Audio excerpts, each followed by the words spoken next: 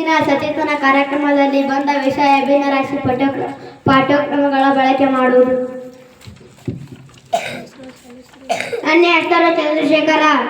ನಾನು ನನ್ನ ಶಾಲೆ ಹೆಸರು ಸರ್ಕಾರಿ ಹಿರಿಯ ಪ್ರಾಥಮಿಕ ಶಾಲೆ ಚಿಕ್ಕಶಿಂದಗಿ. ಒಂದು ಪೂರ್ಣ ವಸ್ತುವಿನಲ್ಲಿ ಸಮಭಾಗಗಳನ್ನು ಮಾಡುವುದೇ ಭಿನ್ನರಾಶಿಯ ಚಿತ್ರದಲ್ಲಿ ಬಣ್ಣ ತುಂಬಿರುವ ಭಾಗವನ್ನು ಸೂಚಿಸಿ ಭಿನ್ನರಾಶಿ. ಇದನ್ನು ಎರಡನೇ ಒಂದು ಎಂದು ಓದುತ್ತೇವೆ.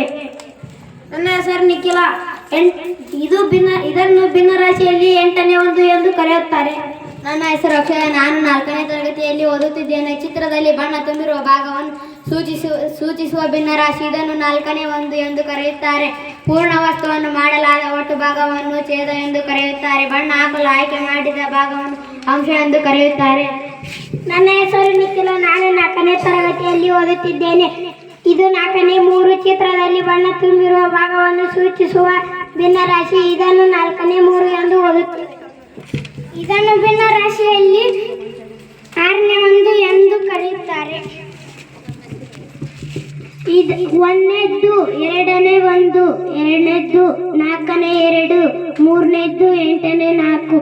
ಇವು ಒಂದೇ ಪ್ರಮಾಣವನ್ನು ಸೂಚಿಸುವ ಭಿನ್ನರಾಶಿಗಳನ್ನು ನಾವು ಸಮಾನ ಭಿನ್ನರಾಶಿಗಳು ಎಂದು ಕರೆಯುತ್ತೇವೆ. ಧನ್ಯವಾದಗಳು. ನನ್ನ ಹೆಸರು ಕಾರ್ತಿಕ. ಇದನ್ನು ಭಿನ್ನರಾಶಿಯಲ್ಲಿ 4ನೇ 1 ಅಂತ ಕರೀತಾರೆ.